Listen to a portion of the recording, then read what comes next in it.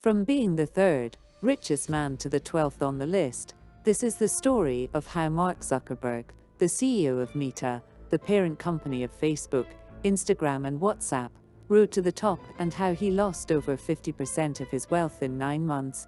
Welcome to Knowledge Climb. Before you continue on this exciting trip, please remember to hit the subscribe button. Also click on the like and notification icon so you get notified anytime we bring you great contents. Mark Zuckerberg. Born in 1984, Mark Zuckerberg grew up in the town of Dobbs Ferry at the north of New York City. Mark Zuckerberg is the only son of 4 children. He was regarded as the prince at home and was treated as a prince for sure. He had loved computers from his childhood and started programming at a very tender age. Zuckerberg at 9th grade already understood the computer language C++ and could create digital games, including the digital version of the board game Risk. As a child, he created a family chatting platform called Zucknet, thereby allowing the family to chat with one another. He attended Philip Exeter Academy, where he met with his friend Adam D'Angelo, and both of them created a music website called Synapse Media Player.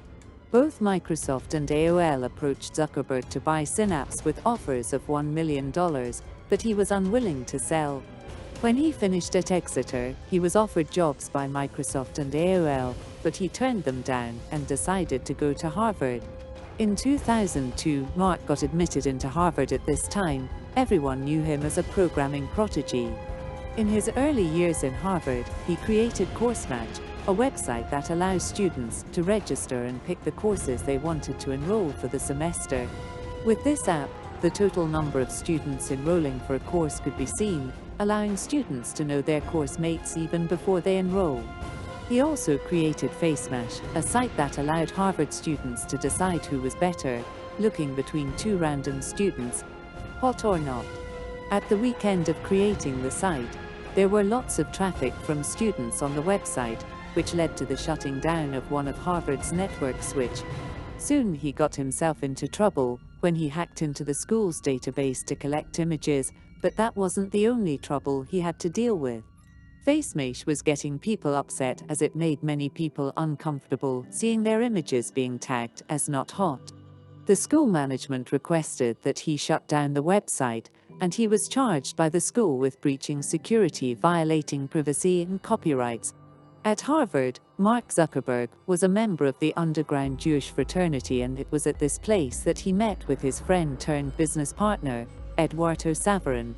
After FaceMash, 3 upperclassmen Cameron Winklevoss, Tyler Winklevoss, and Divya Narendra noticed Zuckerberg and wanted him to join their team in building a social networking site called Harvard Connection, currently known as Connect2. They needed a programmer as a partner so they could get their project up, seeing that 2 of their programmers just left. They contacted Mark, and he was interested in it. Mark was sent the entire details, and he sent mails that he was going to launch the basics the following night, only for him to start delaying in launching the project. At this point, Zuckerberg was working on a similar site which was his, and it was Facebook. On February 4, 2004, the 19-year-old created the Facebook as a bedroom project using Harvard Student Directory. This was the same day he was supposed to launch the Harvard Connection, but didn't launch it. The website was created with the aim of connecting people together, which includes family, loved ones, as well as allowing people to meet with new friends. Move fast and break things.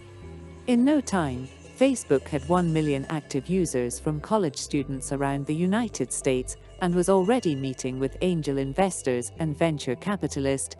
A few examples of investors who invested in Facebook are Silicon Valley angel investor Peter Thiel, who invested $500,000. Exo Partners in 2005 offered $12.7 million for 11% stake, giving Facebook a valuation of over $100 million. Facebook is a place where people now connect with one another, and of course, to make people easily identify them, they need to upload information about themselves.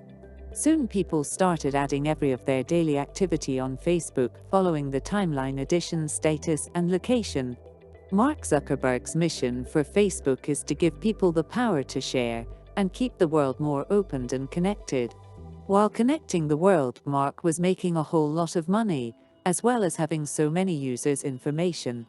Mark was moving very fast, and in no time, he was already hitting 1 billion user.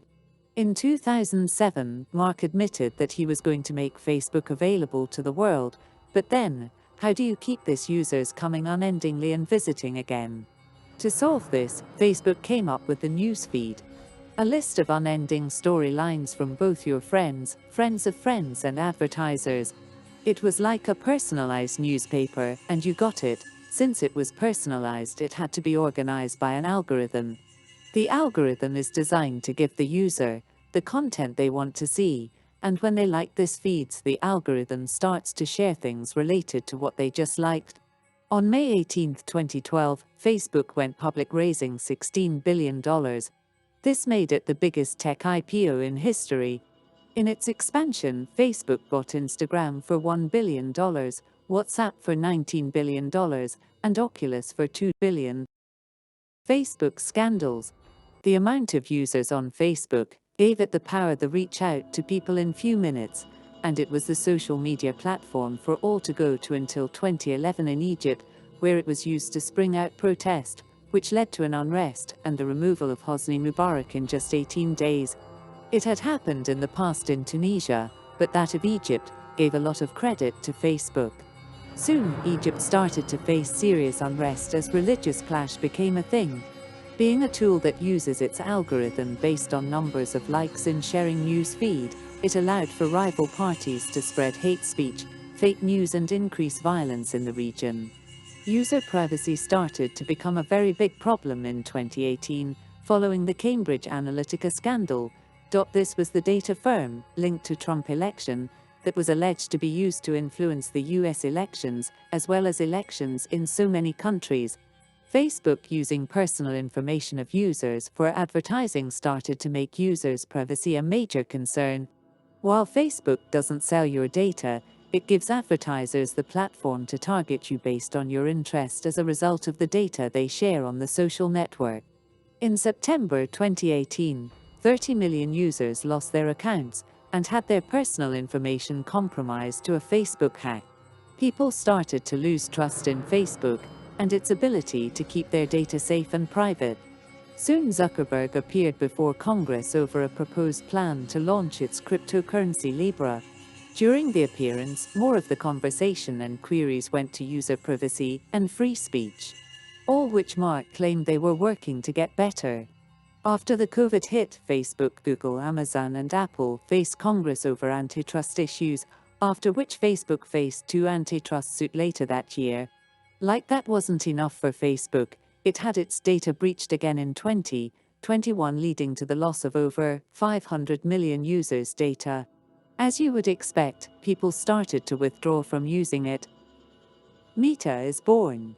The day was October 28, 2021, and Facebook announced that it now changes its name to Meta. Like Metaverse, the company was the parent company of all other Facebook's company.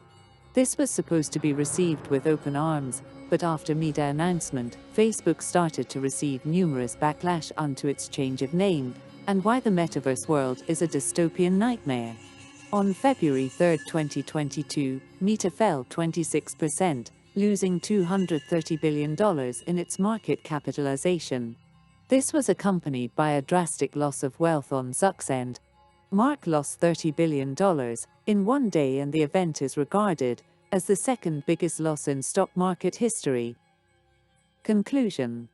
Facebook has been experiencing a reduction in users as a lot of users now enjoy competitions such as TikTok and Twitter, and the company has been having an increase in expenses. Is this going to be the fall of Mark Zuckerberg, or will he still have a sit among the top 5 richest in the world again? Thanks for watching this video. Please subscribe to watch more interesting videos from us. Till next time.